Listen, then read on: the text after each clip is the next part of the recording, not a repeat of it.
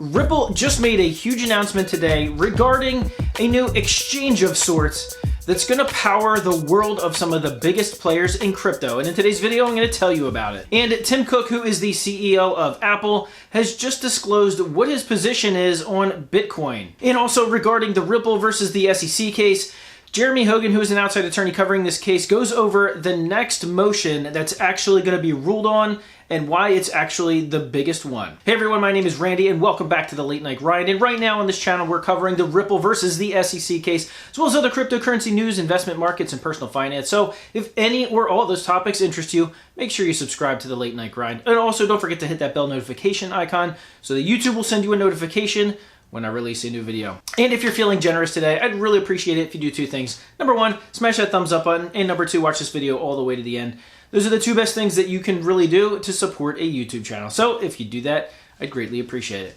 All right, guys, let's jump into it. So first, I'm going to talk about what Tim Cook, the CEO of Apple, just said earlier today that was just disclosed by CNBC on his thoughts on Bitcoin. And that is, he personally owns both Bitcoin and Ethereum. Now, this really isn't groundbreaking news because you start to hear this every single day. Big Fortune 500 companies are either making investments in Bitcoin or their CEOs are announcing that they already hold Bitcoin and Ethereum. Well, Tim Cook has announced that he holds both Bitcoin and Ethereum, but that he's also been researching it for quite some time. Now, of course, there's going to be imagination running wild in terms of what the CEO of Apple could introduce in terms of applications and cryptocurrencies into their products. And honestly, the sky's the limit for that. But as on-chain analyst Will Clement tweeted out earlier today when talking about what Tim Cook just said about cryptocurrency, he tweeted out and he basically said, if you're a CEO of a company, at this point, anything otherwise would be irresponsible.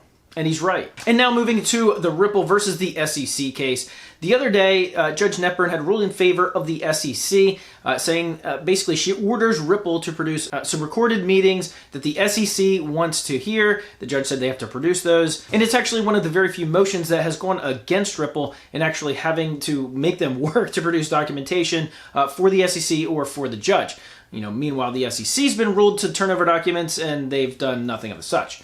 But regardless, there's an upcoming motion that's going to be the big one. According to Jeremy Hogan, who is an outside attorney that is covering this, he tweeted out his thoughts on this. And by the way, Jeremy, welcome back to Twitter. I hope everything is okay. He said the next motion is actually going to be the SEC's motion to strike the fair notice defense of Ripple, meaning Ripple wants to use the fair notice defense when they go to court. The SEC does not want to let them use the fair notice defense, and so they're asking the judge to strike it. So right now, that is a motion that's yet to be ruled on, and as of yet, I don't believe there is a date for which she has to decide, but according to Jeremy, that's the next one up for decision. So what would happen if she actually rules in favor of the SEC and strikes Ripple's fair notice defense, or strikes them from actually being able to use that?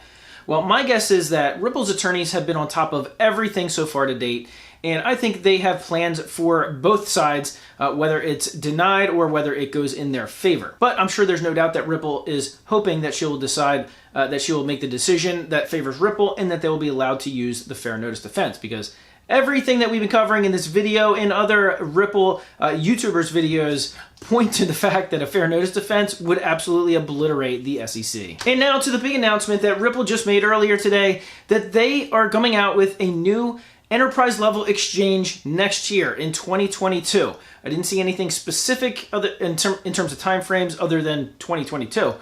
But this is what it's going to be, and here's why it's going to be huge. So this new, essentially, exchange called the Ripple Liquidity Hub is built specifically for enterprise use. Now, one of the main uses of this product will be for institutions and enterprises that will be able to offer their end users or their customers the opportunity to buy, sell, and exchange cryptocurrencies. The Ripple Liquidity Hub will essentially be the liquidity behind the scenes facilitating everything. Now, this is one of the biggest use cases for XRP and Ripple throughout the crypto community, is that institutions can actually join in and start doing this without pre-funding. Now, one of the things that makes the on-demand liquidity system so big for banks that currently use it is the fact that right now it eliminates the need for pre-funding, which of course makes transactions a lot faster and cheaper. And for banks moving large amounts of money, that's key. So Ripple announced that it's actually the same underlying platform that powers the on-demand liquidity system that's going to be running this exchange. But here's what the customers of this exchange are actually going to have access to. It's going to be the deep liquidity pool, in fact, a globally scalable